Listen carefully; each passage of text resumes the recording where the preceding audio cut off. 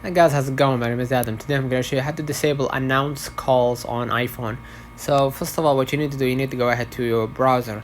If you want to turn off announce calls on my iPhone, press settings and then press phone and then press announce calls and then press always to turn on the function when silent mode is turned off. So go back to your screen, right? Go ahead to your settings. Basically what you're going to do, you're going to scroll a little bit down right here to find your phone, and after you find your phone, you're gonna find the announce calls, right?